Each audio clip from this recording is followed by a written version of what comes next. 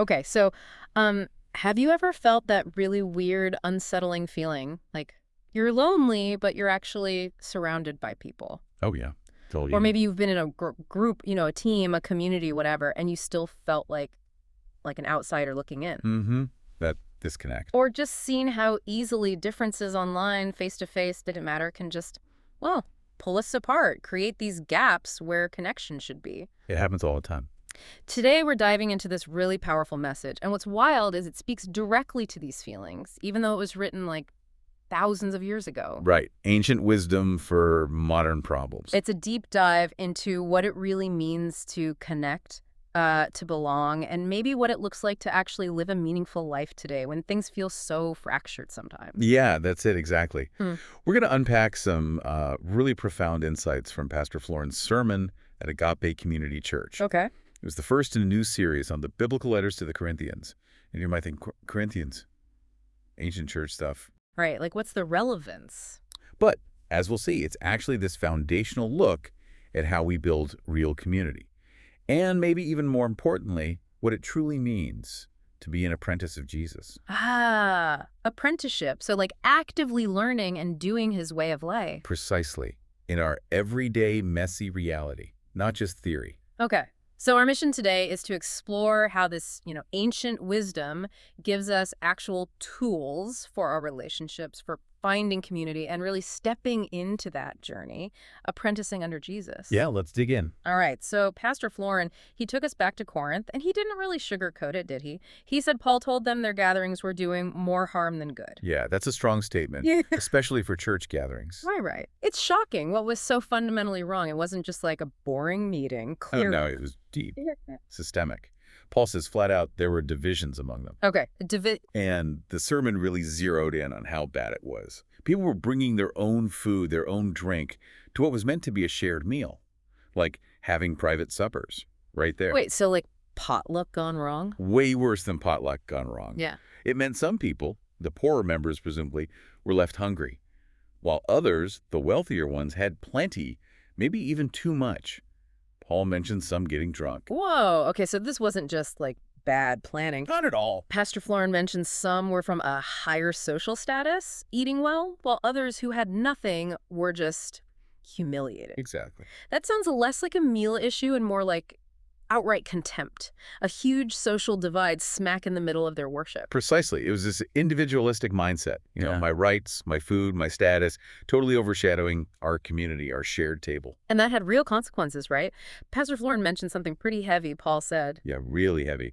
Paul suggests some members were weak, sick, and a number of you have fallen asleep, like they'd actually died. He links it directly to their disrespectful, divided approach to this meal, this community act. That's staggering. The idea that spiritual disunity, treating each other badly, could actually lead to physical illness or death. Right. It takes it way beyond just being nice. Yeah, it suggests community isn't just a nice idea. It's somehow fundamental, vital, almost biological in a spiritual sense. That's a good way to put it. Yeah. For Paul, the community was the body of Christ. Yeah. Not just a metaphor.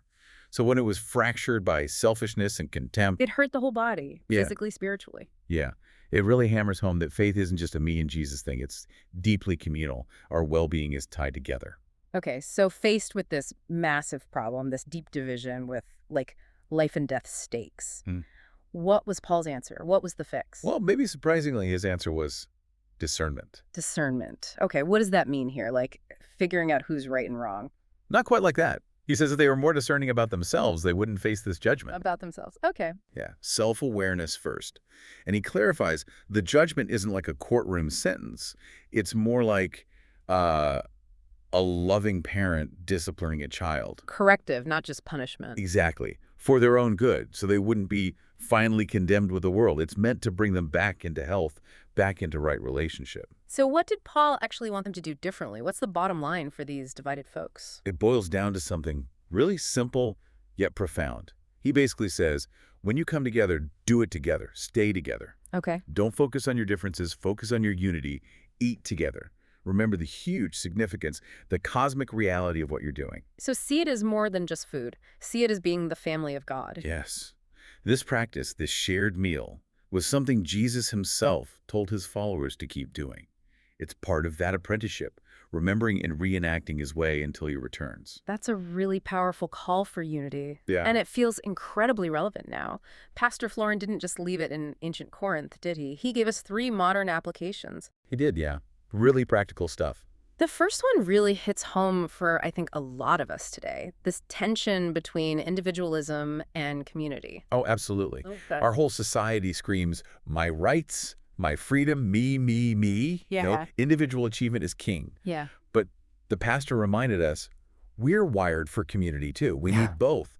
It's learning how to blend, solitude and togetherness. Right. He shared that example of a volunteer workday feeling like a mission trip, that shared purpose, that camaraderie you get. It feeds something important. And here's where it got really interesting, especially thinking about balancing social life and needing space. He said if you're naturally an introvert, someone who loves alone time, you actually need to push yourself towards community. And if you're the opposite, the life of the party, always needing people, you need to push yourself towards solitude. Both are essential. It's not just finding a passive balance. It's active practice, part of that apprenticeship. Again, right? Learning to live well relationally. Exactly. It's intentional. Okay, so the second application deals with divisions. This is a big one today. Huge. Paul said something interesting. There had to be differences among them to show which of you have God's approval. Okay, that sounds tricky, like inviting conflict. Yeah, but Pastor Florin clarified it's not a green light for, witch hunts or endless theological debates trying to prove others wrong. Right. It's more about differences in approach, maybe perspective within a shared faith. And how we handle those differences reveals maturity. It shows who's genuinely grounded. So, not necessarily about nailing every single belief point, but how we act when we disagree. Different ways of living out the same core faith. Kind of, yeah. And he used that brilliant parable of the wheat and weeds, remember? The farmer says, wait. Exactly. Don't try to rip out the weeds yourself now, because you'll damage the wheat too. Leave the final sorting to God. Which is super countercultural today, with cancel culture and instant judgment being so common. Totally. It really makes you ask.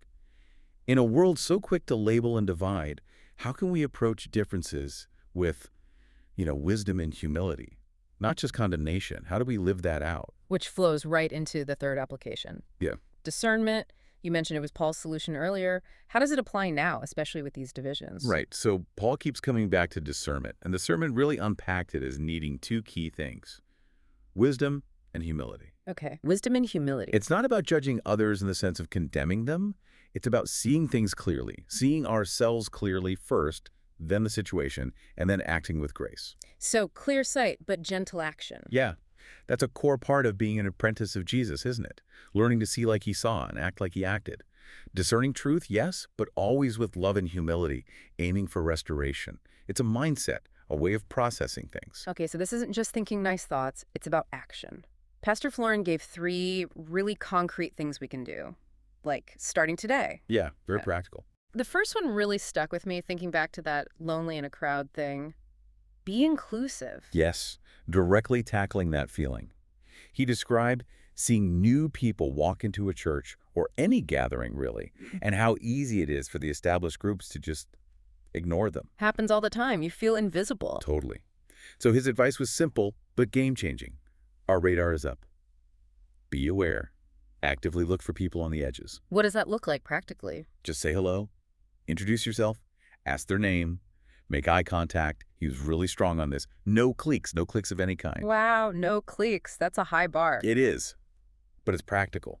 It's how we actually practice the way of Jesus, reaching out, welcoming, turning a collection of individuals into that family of God. So if you see someone new or just someone standing alone, make the move. Don't wait. That's a definite shift. Okay, what's the second action? Be slow to judge. And he made a really important distinction here. Okay. Between passing sentences, like condemning someone, and being discerning. Yeah. We should be quick to discern, to try and understand what's going on. Right, see clearly. But be incredibly slow to condemn. He used that powerful example of the thief on the cross. Yeah. That guy probably had a lot of his theology wrong, right? He wasn't baptized, hadn't lived a good life by any standard. Probably not. Yeah. But Jesus welcomed him right into paradise. No checklist. It's a reminder to give people the benefit of the doubt, focus on grace, on growth, not immediate condemnation. embodying Jesus's restorative approach. That is so needed today, especially online where snap judgments are the norm, extending grace. Yeah.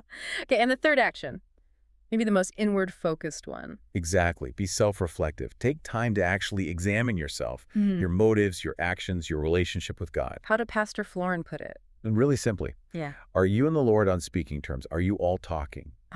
Direct. Yeah. And this also takes that humility and wisdom we talked about. It's a vital part of the apprenticeship journey. Constantly checking in, learning, growing in practice, making sure our inner world matches the outer actions we're trying to live out. Right, so it all connects. It really does. Yeah. So yeah, we've taken this deep dive into Pastor Florin's sermon on 1 Corinthians 11 and discovered this ancient letter has just incredibly practical, relevant guidance for us right now.